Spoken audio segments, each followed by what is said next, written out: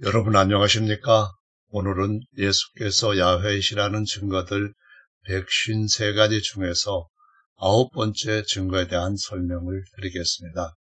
아버지와 아들과 성령의 이름으로 이 성함이라고 하는 하나님께서 주신 말씀을 살펴보도록 하겠습니다. 새 언약의 아버지의 성함은 무엇인가? 만유의 아버지신 하나님께서 자신의 성함을 모세에게 알리셨습니다. 출애굽기 3장 13절에 보시면은 모세가 하나님께 고하되 내가 이스라엘 자손에게 가서 이르기를 너희 조상의 하나님이 나를 너희에게 보내셨다 하면 그들이 내게 묻기를 그의 이름이 무엇이냐 하리니 내가 무엇이라고 그들에게 말하리까? 하나님이 모세에게 이르시되 나는 스스로 있는 자니라. 또 이르시되 너는 이스라엘 자손에게 이같이 이르기를 스스로 있는 자가 나를 너희에게 보내셨다 하라.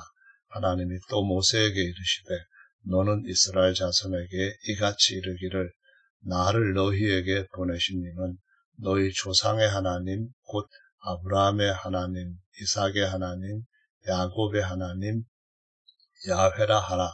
이는 나의 영원한 이름이요 대대로 기억할 나의 표본이라 라고 기록이 되어 있습니다. 하나님께서 모세에게 나타나셔서 자신을 조상 아브라함과 이삭과 야곱의 하나님이라고 말씀을 하셨습니다.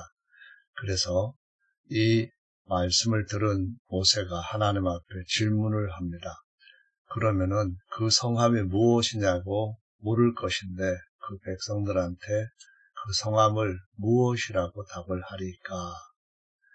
여기에서 알 수 있는 것은 하나님이라고 하는 이 칭호는 하나님께서 가지고 계시는 직함일 뿐 성함은 아니라는 것입니다.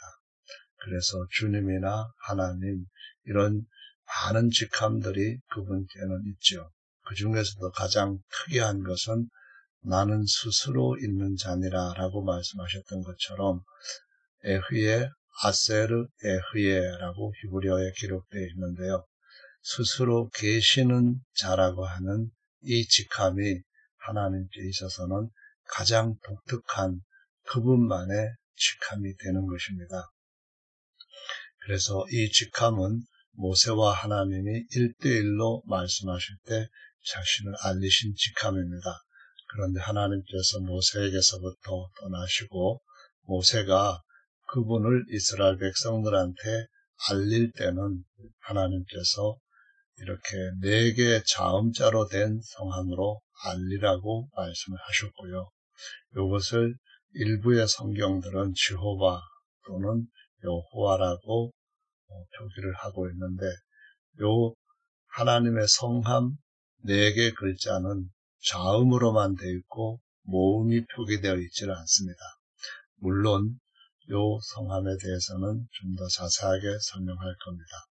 표호라고 하는 것은 어디에나 하나님께서 함께 하시면서 일하시는 분, 그분이 주관하시는 분이다 해서 기념하라고 하는 의미로 표호라는 말씀을 쓰셨습니다.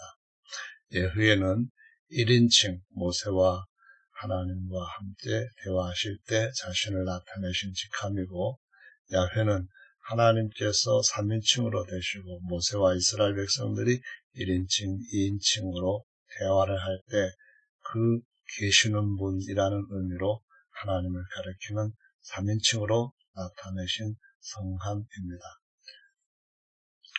야훼라는 성함의 모음을 잊어버렸다. 제가 지금 요 4개의 자음자를 야훼라고 발음을 하지만은 사실상은 이 발음이 정확하다고 단정할 수는 없습니다. 그러면은 왜 이 성함의 안에 있는 모음을 잊어버리게 되었는지 설명을 하겠습니다. 한글 개역 성경의 이름이라고 번역된 히브리어는 셈입니다. 헬라어로는 오르마를 쓰고요. 이 두 단어는 크게는 성함과 직함이라는 의미로 사용됩니다. 이렇게 야훼라는 성함은 주님, 하나님, 전지전능자, 창조자 등의 직함과는 구별이 되는 겁니다. 성함은 대개 음을 따라서 어떤 나라 언어든지 입력을 합니다. 그러나 직함은 그 뜻을 따라서 번역을 하는 것이 통상례입니다. 엘로힘은 직함이고 성함이 아니죠. 그분의 성함은 이렇게 4개의 자음자로 되어 있습니다. 요드, 해, 와우, 해. 이렇게 4개로 자음자라는 글자로만 되어 있는 성함은 모세에게 처음 알리셨다고 하나님이 친히 증거하셨습니다. 그리고 모세는 한 분 하나님 야훼를 곧 이 하나님을 증거하기 위해서 그래서 의도적으로 창세기에서부터 그의 오경 전체에 기록을 한 것을 볼 수가 있습니다. 여러분들도 아시다시피 본래 히브리어는 모음자는 없이 자음자로만 기록되는 언어입니다. 그래서 귀로 듣고 입으로 구전하는 것이 이 히브리어의 특징입니다. 하나님의 성함도 예외가 아니죠. 요 4개 신성 사음자에도 모음자가 없습니다. 모음이 없다는 말이 아니고 모음 글자가 없는 히브리어의 특징을 그대로 나타내고 있는 것입니다. 그래서 뭐라고 모음을 붙여서 발음해야 될지 귀로 들어야만 합니다. 제3계명에는 하나님의 성함을 함부로 부르지 말라고 명령하셨습니다. 그래서 이스라엘 백성들은 그들의 신앙이 바닥을 치게 될 때에 이 성함을 부르면은 죄가 된다는 것을 알았기 때문에 아도나이라고 하는 말로 대용을 했습니다. 아도나이는 나의 주님, 주님이라고 하는 뜻입니다. 구약 성경을 헬라어로 번역하게 된 때가 주전 200년경입니다. 이스라엘 나라는 망하게 되었고 백성들은 전 세계로 흩어져서 자기들의 언어를 잊어버리게 될 때 유대 70인 장로들이 구약의 히브리어 성경을 헬라어로 번역을 한 것입니다.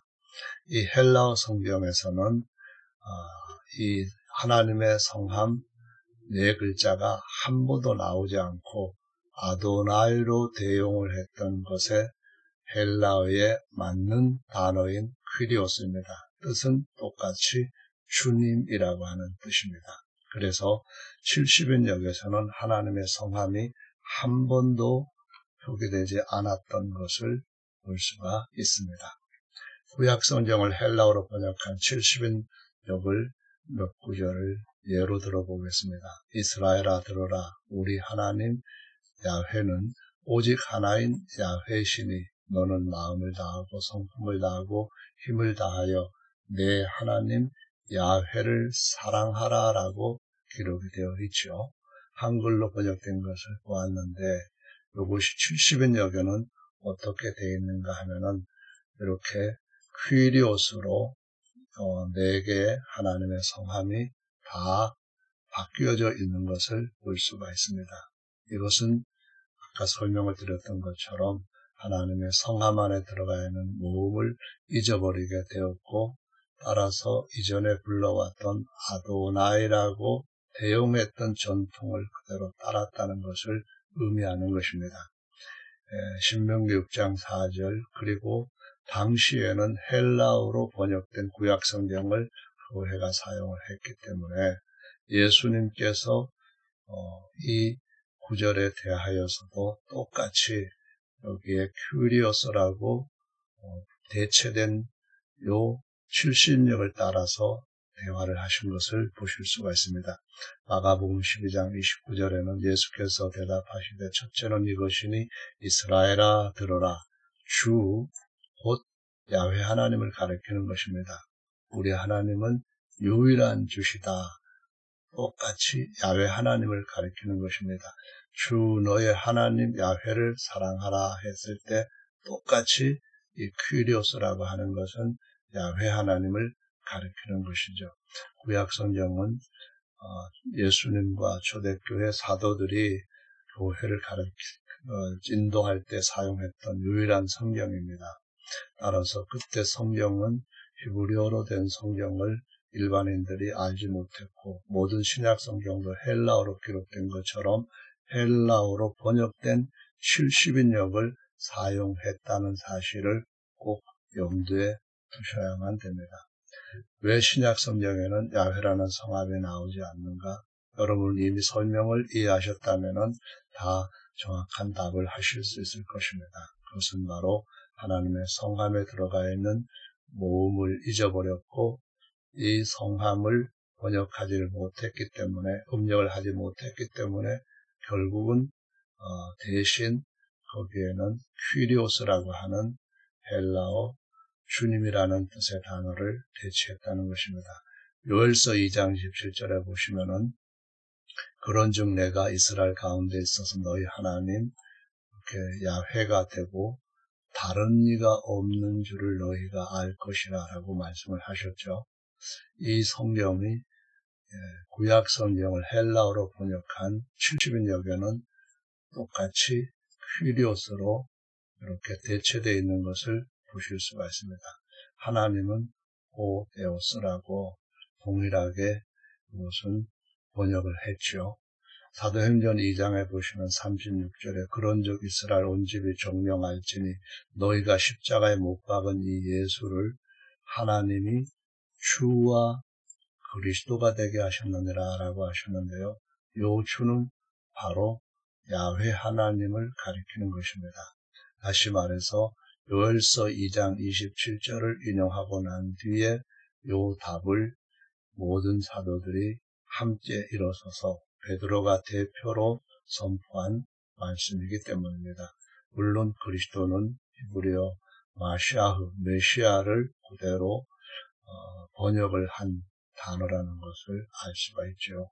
따라서 주가 되셨다라는 말은 야훼가 되셨다라는 말씀인 것을 여러분이 성경에 기록되어 있는 말씀과 그 배경을 정확하게 알고 말씀을 읽으신다면 이 모든 것들을 정확하게 여러분이 깨닫게 되시고 이 진리를 따르시게 될 것입니다.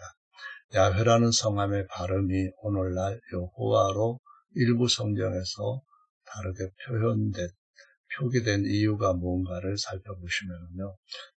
이스라엘 백성들이 사용했던 그들의 모국어 히브리어는 원래 우측에서부터 좌측으로 기록을 하는데 우측에서부터 좌측으로 기록을 할 때에 그들의 언어는 자음자로만 만들어져 있습니다.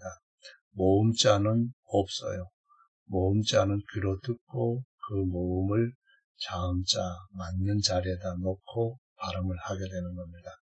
그런데 이때에도 이미 주전 200년경에 70인역을 번역할 때도 하나님의 성함의 모음을 몰랐고 이때에도 모르고 또 지금도 모르고 있어요. 그래서 이 모음을 어떤 것을 넣어야 될지 모르게 되는데요.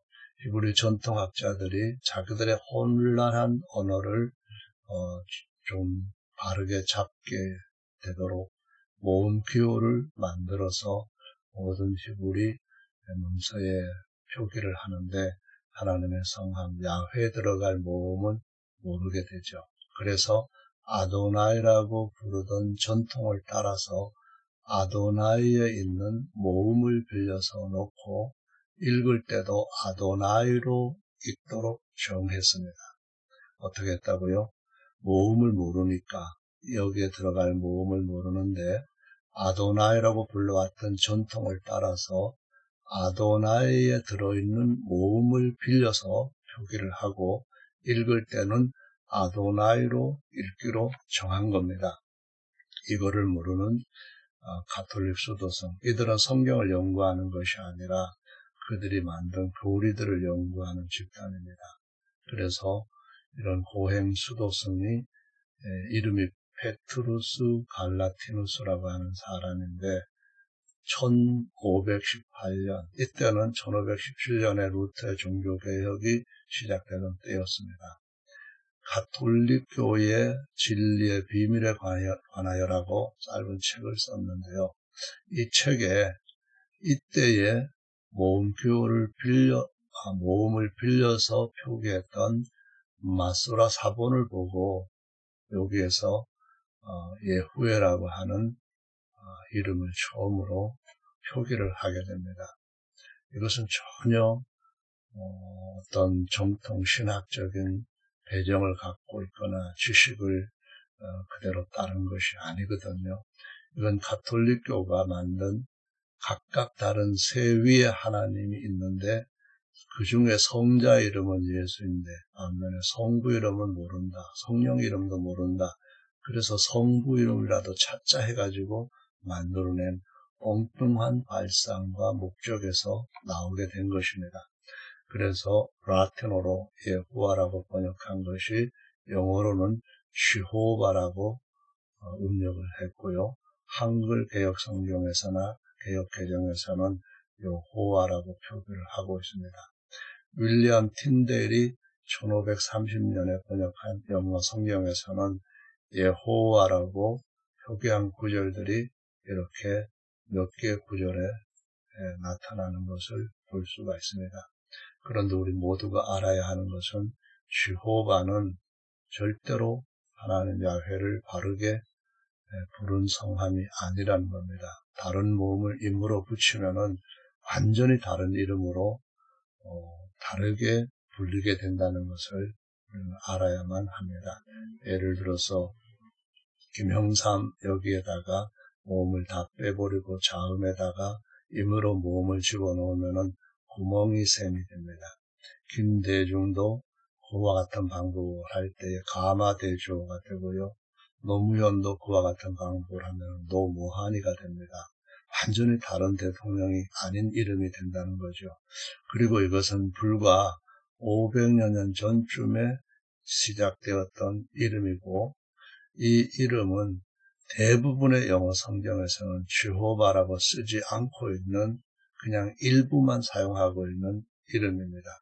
그럼 다른 성경은 이와 같이 하나님의 성함을 어떻게 다르게 표기했을까요? 이렇게 로드라고 표기하되 뒤에 ORD까지 대문자로 합니다. 다른 경우에 대문자는 L로만 하고 나머지 소문자로 했을 때 로드는 주님을 의미하는 겁니다. 주 하나님 하면은 이렇게 하지만 주 야훼 하면은 야훼는 이렇게 모두를 대문자로 표기한다는 것을 기억하시면 되겠습니다. 자, 이번에는 예수, 예수스, 예수와 여호수아 이런 각각 다르게 발음되는 이름의 배경에 대해서 설명을 드리겠습니다. 이사야 48장 12절에 보면은 야곱아 나의 부른 이스라엘아 나를 들으라. 나는 그니 나는 처음이요 또 마지막이라 라고 말씀합니다. 여기에 그라고 하는 분은 누군가 하면은 구약 성경에 하나님 야훼께서 나는 있는 자다 하는 것을 3인칭으로 표현할 때 히브리어로 후라고 하는 단어를 써서 계시는 그분 이런 의미로 사용되는 독특한 하나님 야훼만의 칭호입니다. 마태복음 1장 21절에 보면은 아들을 낳으리니 이름을 예수라 하라 했는데요. 이것이 헬라어로 기록되었기 때문에 헬라어 언어 성경에서는 예수스 또는 예수스라고 표기되어 있습니다. 여기에서 바로 그가 자기 백성을 저희 죄에서 구원할 자다라고 말씀하고 있습니다. 이것이 바로 예수라고 하는 성함의 원래 의미입니다. 그는 야훼이고요. 또 이스라엘 백성은 하나님만, 야훼만 자기 백성이라고 하실 수 있는 하나님의 선민입니다. 구약에서는 저들이 죄를 덮어주는 피로 언약을 맺었지만은 신약에서는 죄를 완전히 없애주는 죄에서 구원하실 구원자가 되셨다라는 겁니다. 하나님은 오직 유일한 구원자이십니다. 야훼 하나님만 구원자이신데 만약에 야훼께서 사람의 몸을 입고 오셔서 피를 흘리지 아니하셨다면은 아직까지 그분의 백성들이 죄에서 구원받지 못했다라는 것을 의미하는 겁니다. 예수는 그가 자기 백성을 저희 죄에서 구원하실 임마누엘이라는 것입니다. 이것은 1장 21절에 이어서 23절에 이사야 7장 14절에 기록되어 있는 야훼 임마누엘, 자기 땅 자기 백성에게 오신 분이라는 의미입니다. 또 요한복음 20장 20절에 보시면 이 말씀을 하시고 손과 옆구리를 보이시니 죄를 대속해 주신 어린 양이 되셨다는 겁니다. 28절에 나의 주시며 나의 하나님이십니다 라고 고백을 합니다. 여기에 주는 원래 구약 히브리어 성경에서는 야훼라는 것이고요. 내가 너희들 가운데 야훼가 되고 다른 이가 없음을 알 것이다 라고 조금 전에 요엘서 2장 27절에 예언되어 있는 말씀과 똑같은 겁니다. 31절에 보면 오직 이것을 기록하면 너희로 예수 곧 예수스께서 하나님의 아들 마시아의이심을 믿게 하려 하며 또 그 이름을 힘입어 생명을 얻게 하려 합니다 라고 말씀을 하시고 있습니다. 자, 따라서 구원자로 오신 예수라는 분의 이 성함은 헬라어로는 예수스라는 겁니다. 바벨탑을 세우면서 하나님께서 모든 사람의 언어를 흩어버렸죠. 그렇게 함으로써 어떤 언어에서는 다른 단어들을 바로 정확하게 음사 또는 표현할 수 없게 되어버렸습니다. 그래서 언어들마다 조금씩 달라진다고 하는 사실을 성경 자체에서도 보여주고 있죠. 이스라엘 백성들도 십볼렛이라든가 십볼렛을 제대로 발음을 못하기 때문에 죽임을 당한 사건들도 있다는 것을 성경에서 증거해주고 있습니다. 예수스 또는 예수스의 아람어식 발음이 예수아입니다. 다시 말하면은 예수께서 이 땅에 오시기 전에 이스라엘 백성들이 구약 성경을 사용하게 되는데 그때 사용했던 구약 성경에서 에스라서 5장 2절에 보시면은 스알디엘의 아들 스룹바벨, 요사닥의 아들 예수아라는 사람의 이름이 등장됩니다. 일어나서 하나님의 전 건축가기를 시작했다라고 했는데요. 학계에서도 보면은 스알디엘의 아들 유다 총독 스룹바벨이라고 했어요. 똑같은 인물입니다. 스룹바벨, 아버지 이름도 똑같고요. 근데 에스라서에서는 요사닥이라고 했는데요. 요차닥. 근데 학계에서는 에호사닥이라고 했습니다. 에호사닥. 그러면은 어떤 차이가 있나요? 여기에서 빨갛게 표시한 것처럼 해라고 하는 글자가 줄어든 것을 볼 수가 있습니다. 여호수아는 대제사장입니다. 그래서 여호수아에 있어서도 똑같이 같은 이름인데 이렇게 짧아진 이름인 것을 비교할 수가 있습니다. 자, 스가랴서 6장 11절에도 보면은 여호사닥의 아들 대제사장 여호수아 할 때 이렇게 똑같이 예수아라고 하는 이름과 같은 이름인데 하나는 아람어식 발음이고요. 하나는 본래 있는 그 이전에 사용했던 히브리어식 발음이라는 사실을 보여줍니다. 히브리어로 여호사닥과 여호수아가 아람어 영향을 받았을 때인 에스라, 느헤미야 이 시기에서는 요사닥과 예수아로 줄어졌다라는 사실을 성경 자체에서 증거를 하고 있습니다. 두 명의 여호수아가 있거든요. 하나는 바로 모세 뒤를 이어서 예수님의 모형이 된 여호수아입니다.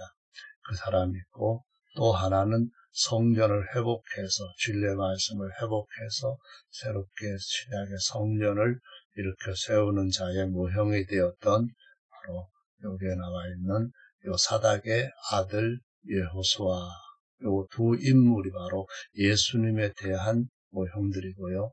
이 이름은 똑같은 글자, 똑같은 의미를 가지고 있습니다. 따라서 동명이인이라고 하는 사실이고요. 그래서 하나님의 성함 또는 하나님의 아들의 성함을 이해하는 데 있어서는 이것은 성경적인 가장 중요한 증거 자료라고 할 수가 있겠습니다. 자, 여호수아라는 성함의 이름의 뜻은 뭘까요? 구약성경 본래 히브리어입니다. 히브리어로 여호수아라고는 우리의 성함의 문자상 의미는 야훼는 구원이시라는 것입니다.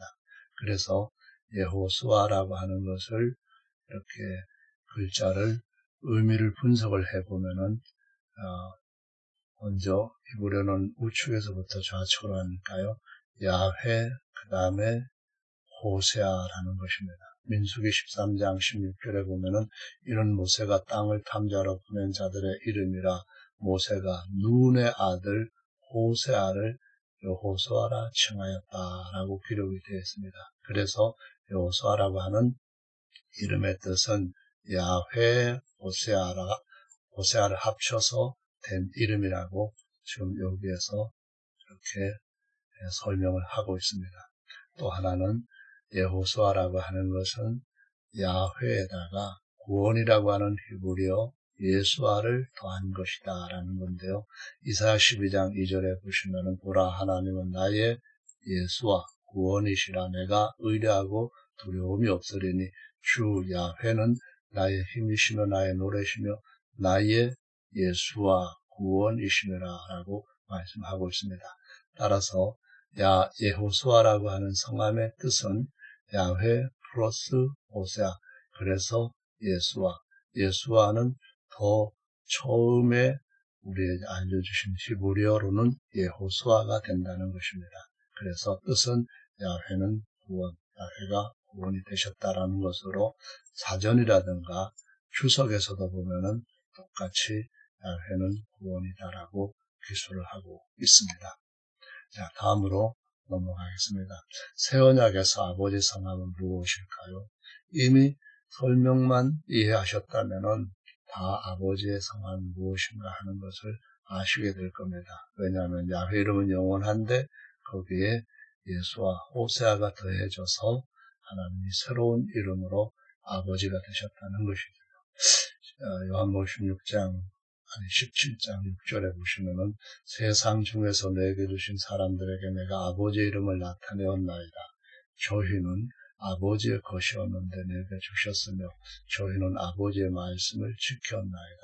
여기 보시면은 이미 이 시기에는 야훼라는 성함의 모음이 다 잊어버려졌고 제가 부르는 야훼도 하나님의 성함이다 하고 정확하게 단언할 수 없는 거거든요. 근데 예수님께서 그런 시기에 아버지의 이름을 나타냈다는 거예요. 그러면은 어떻게 나타내셨을까? 11절 나는 세상에 더 있지 아니하오나 저희는 세상에 있사옵고 나는 아버지께로 가옵나니 거룩하신 아버지여 뭐라고 했습니까? 내게 주신 아버지의 이름으로 저희를 보존하사 우리와 같이 저희도 하나가 되게 하옵소서. 하나님과 사람이 하나가 됩니다. 아버지와 아들이 하나가 됩니다. 이것은 아들의 영으로 말미암아 우리도 예수님이 아버지와 아들과 하나가 되신 것처럼 하나가 되게 하신다는 거예요.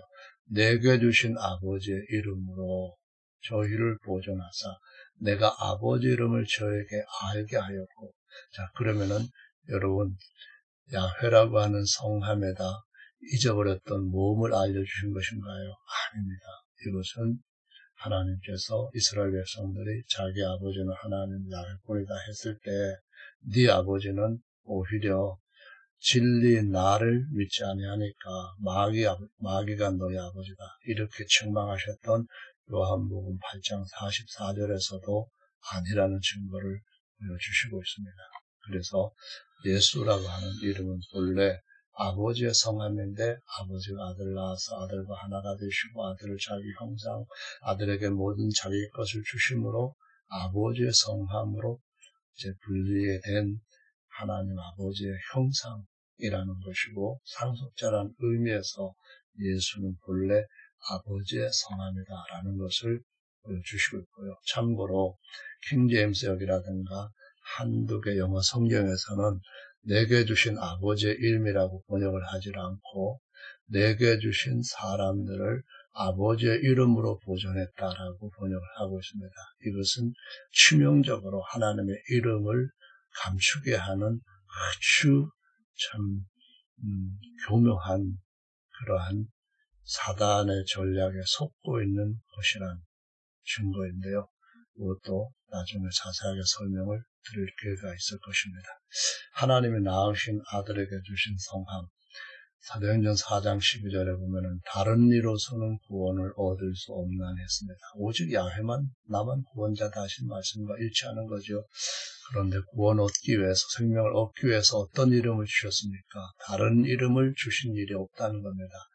아버지께서 아들에게 주셨고 아들이 알려주신 이름은 뭡니까? 야훼의 성함은 다른 이름이 없다고 했는데 여기에서 야훼 이름이라고 하신 것은 아님을 알 수 있습니다. 그럼 이 성함은 밀려나셨는 건가요? 없어진 건가요? 아니면 새로운 성함이 된 건가요? 빌립보서 2장 9절에 보시면은 하나님이 그를 지극히 높여 모든 이름 위에 뛰어난 뭘 주셨나요? 이름을 주신 겁니다. 그러면은 하늘에 있는 자들도 다 그 앞에, 그 이름 앞에 무릎을 꿇게 하신다 했는데요. 하늘에 계신 우리 아버지 이름이 거룩히 여김을 받으시오며라고 가르쳐 주신 주기도문의 아버지의 이름은 이제는 어떻게 된 건가요? 완전히 새로운 영원한 이름을 아들에게 주셨다는 것입니다. 그래서 모든 입으로 예수를 그리스도라고 시인하고 이렇게 함으로 그의 안에 계시는 아버지께 영광을 돌리게 하셨다는 말씀입니다. 그래서 예수라는 성함이 야훼의 새로운 완전한 성함이 아니라면은 이런 말씀들은 있을 수가 없는 거죠. 사도 바울이 만약에 야훼와 예수가 각각 다른 하나님이다라고 믿었었다면 이런 글을 절대로 쓸 수가 없는 거죠. 히브리서 1장 4절에 보면 저가 천사보다 얼마만큼 뛰어남은 저희보다 더욱더 뛰어난 입니다. 뛰어난 이름을 기업으로 얻으셨다라는 겁니다. 다시 말해 아버지께서 내게 모든 것을 주셨다. 내가 모든 걸 받았다. 그 의미는 그분의 성함을 받았다는 말씀과 똑같은 의미라는 것을 기억해 주시기 바랍니다. 자, 구약과 신약의 성령의 성함은 무엇인가요? 구약의 성령은 절대적으로 거룩하신 야훼 영이셨습니다. 영이신 하나님과 다른 하나님이 있을 수 없습니다.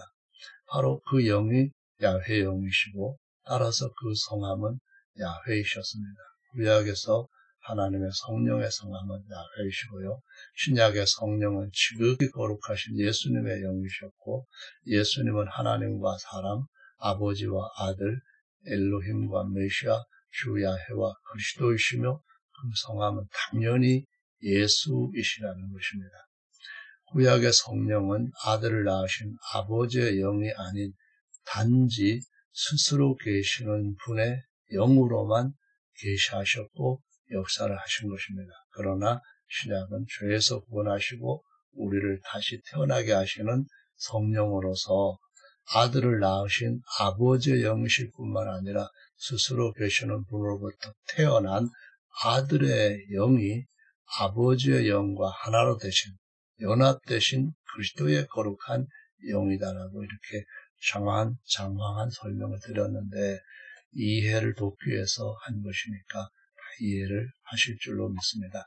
신약의 성령은 아담 이전 또 천사들을 지으시기 전 만유를 지으시기 전에 예정하신 하나님의 경륜의 모든 것을 이루시는 거룩한 영이다라고 성경은 증거를 해주고 있습니다. 자, 예수님께서 지상명령을 하실 때 아버지와 아들과 성령의 이름으로 침례를 주라라고 모든 족속에게 해당되는 말씀을 주셨는데요. 그때 먼저 예루살렘과 온 유대에 그리고 전 세계에서 몰려온 수천 명의 유대 신자들한테 베드로와 다른 사도들이 당당하게 크게 외칩니다. 각각 예수 그리스도 이름으로 침례를 받고 죄 사함을 얻어라. 그리하면 성령을 선물로 받으리니. 다음에는 유대인과 이방인 사이에 중간 정도 되는 혼혈족입니다. 사마리아에 선포되었는데 이는 아직 한 사람에게도 성령 내리신 일이 없고 오직 주 예수의 이름으로 침례만 받았다라고 말씀합니다. 누구의 이름으로요? 아버지와 아들과 성령이신 예수님의 이름으로라는 말씀입니다. 사도행전 10장입니다. 첫 이방인에게 선포된 말씀이죠. 명하여 예수 그리스도 이름으로 침례를 주라 이렇게 합니다. 역시 예수 이름밖에 없습니다. 이번에는 사도 바울의 선조 여행이 사도행전의 주를 이루고 있는데요. 후반부에서는 주로 바울이 1차, 2차, 3차 그리고 끝난 뒤에 로마에까지 가서 가이사에게 예수님과 복음을 전한 내용이죠. 거기에 보면은 바울이 3차 전도여행 때에 전한 말씀이 있습니다. 그러면은 1차, 2차에서도 똑같이 전했다는 겁니다. 요한의 회개 침례를 받은 아볼로의 제자들한테 다시 예수라고 증거를 하면서 예수의 이름으로 침례를 주었다라고 기록을 하고 있습니다. 이 가르침은 이후에도 계속해서 모든 교회, 모든 민족에게 일어났던 것인데 4세기경부터 가톨릭이 바꾸기 시작한 것입니다. 자, 그 다음으로 넘어가서 보시겠습니다. 다른 복음서에서는 같은 지사를 기록했는데 왜 아버지와 아들과 성령이라고 하는 칭호를 쓰지 않았는가? 대신 이름만 썼는가 보시겠습니다. 마가복음 16장 16절에 침례를 받는 사람은 구원을 얻을 것이요 믿지 않는 사람은 정죄를 받으리라 할 때도 역시 내 이름으로입니다. 근데 회개부터 해야 침례를 주지 않아요? 그때 누가복음에서도 보면은 그의 이름으로 죄사함을 얻게 하는 회개라고 이름 예수라는 것으로 분명한 언급을 합니다. 나의 증인이 되리라 했던 말씀과 똑같이 연결되는 복음, 누가복음은 이거는 전편이고 그 다음 사도행전은 소편입니다. 요한복음 20장 31절에도 너희로 믿고 그 이름을 힘입어 생명을 얻게 하려 합니다 했거든요. 그러면은 왜 마태만 아버지와 아들과 성령을 언급을 했는가? 그것은 제1계명을 따라 경배하면서도 의심하는 자들이 있었고 자신도 그렇게 했기 때문에 이것을 기록하면서 나중에 성령 받고 교회가 시작될 때는 다 의심하는 자들이 없어졌다라고 증거한 아주 중요한 한 분 하나님 야훼이신 예수를 증거하는 강력한 증거라는 말씀입니다. 자, 오늘은 이렇게 해서 마태복음 28장 16절의 말씀으로 마무리를 하겠습니다. 11사도가 갈릴리 가서 산에서 예수님을 뵙고 경배하나 의심하는 자도 있더라. 이 말은 예수님은 주 하나님 야훼이심을 의심했다는 겁니다. 곧 잘못한 거죠. 도마처럼 고백을 해야 되는데 예수께서 나를 가라사 내 아들 하늘과 땅의 모든 권세를 아들에게 주셨다. 이제 예수님은 사람으로서 하나님의 형상일 뿐만 아니라 아들이와 아버지 모든 것을 물려받을 상속자이고 신약의 성도들과 같은 공동 상속자 아들이 된다는 것을 말씀하신 겁니다. 19절에 그러므로 너희는 가서 모든 족속으로 제자를 삼아 아버지와 아들과 성령의 이름으로 침례를 주고 그 말은 예수님이 그리스도는 아들이고 또 하나님은 아버지이시고 또 아버지와 아들의 영으로는 성령이다. 이걸 가르쳐 주신 겁니다. 20절 내가 너희에게 분부한 모든 것을 가르쳐 지키게 하라. 볼지어다 내가 세상 끝날까지 너희와 항상 함께 있으리라. 이 말씀은 예수님이 내가 너희를 고아와 같이 버려두지 아니하고 너희들 안에 와서 너희들의 몸이 영원한 형상으로 변화될 때까지 같이 있을 것이고 그 이후에도 영원토록 같이 있을 것이다 라고 말씀하신 겁니다. 아버지 외에는 하나님께서 낳으신 아들이 누군지 아는 자가 없다고 했어요. 아들과 아들의 소원대로 계시를 받지 않으면 신약에 아들을 낳으신 아버지가 누구시며 아들과 하나로 연합되신 누구신지를 모른다고 했습니다. 바로 그분이 예수님인데 오늘 여기 계시는 모든 분들이 제가 드리는 부족한 설명을 따라 예수께서 직접 계시를 통해 이 진리를 깨닫게 해주시기를 간절히 바랍니다. 여기까지 들어주셔서 진심으로 감사를 드립니다.